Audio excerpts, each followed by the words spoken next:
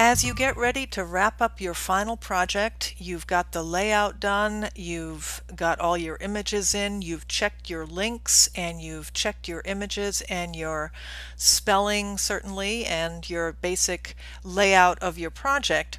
It's time to do one last quality check called pre-flight before you package your project, which is the very final step with an InDesign document. So we have the work done here and we're ready to check for errors. And if you look down at the bottom of the window here, you'll see a circle, and usually this circle is green if there are no errors, but if something goes wrong and there is something that needs to be fixed, the circle turns red, which makes it easy to see. And to open up the menu called Pre-Flight, which lets you check and fix your errors, you click on the little black triangle next to it and you click on Pre-Flight Panel. And a floating window will appear that tells you where your errors are. And in my case, I have two text errors. To see what they are, I click on the little triangle and it tells me that there's something called overset text, and I have two instances of it. So I drill down and I can see that they are two different text frames. One is on page 1 and one is page 2. So I need to fix that overset text. Now, what is overset text?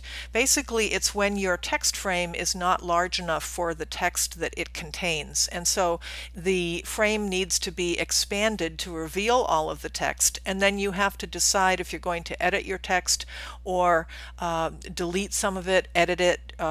You could do that, or you could also change the text size if you can do that. So there's a couple ways around it. The way to find out if you have overset text is, and it's a little hard to see here, but there is a small red square here with a plus sign in it, which tells me that there is extra text that's being hidden by this text frame. So I go into my selection tool and I click on that text frame, and I'm going to reveal, just drop it down a little bit, and I have the room for this one extra line, and the red square has now gone away. So this tells me that I have fixed this problem. And if I go into my preview, it looks nice and clean and there is room for it, so that's good. By the way, you're not going to see any text errors unless you're in your working mode. So if you're in preview, you won't see any errors. That's why you have to go back to this view to see any errors that you've got. Now, here on the pre-flight menu, it tells me that I've got one error, so I have fixed that first one. That's great. The other one is on page 2, so I've got to go down here to page 2 and remember to be in your working mode. And here is the frame with the problem. There's that little red square. So I click on this frame and let's pull it down to see what is going on here. And sorry about that. We've got a little bit of a problem. There's quite a bit more text than will fit on my page. You can see it's literally bleeding off the page.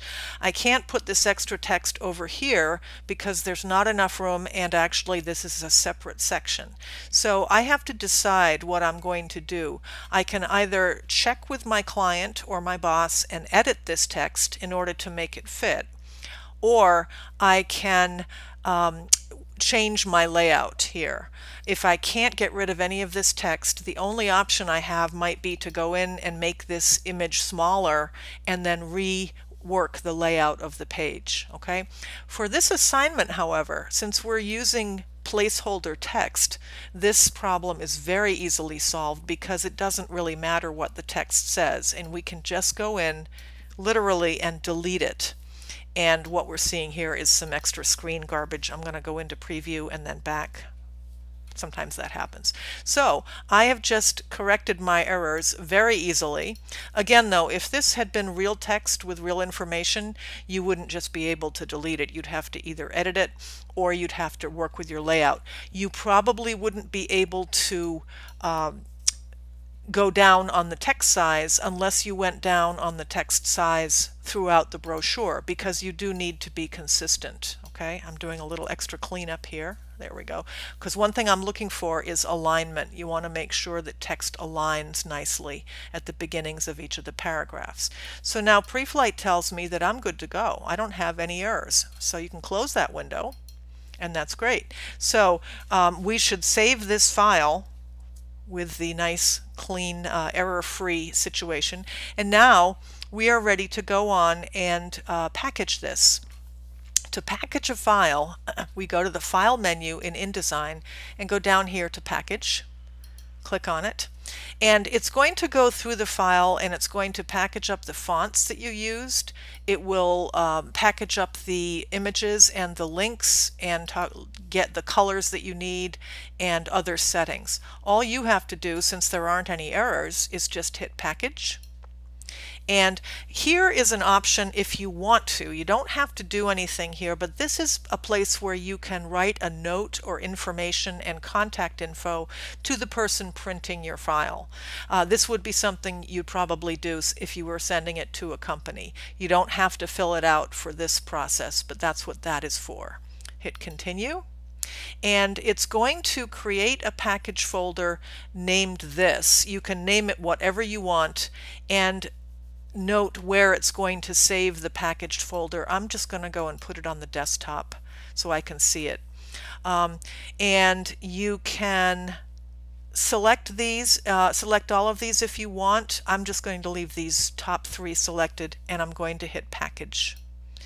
And there's a warning message here about copyright, and I'm not worried about that, so I'm going to hit OK.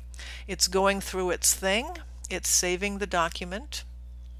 And you'll notice that the InDesign file still stays open, but I'm going to go get this folder, and in it are these are my packaged files. This whole folder is what I would send off to the printer.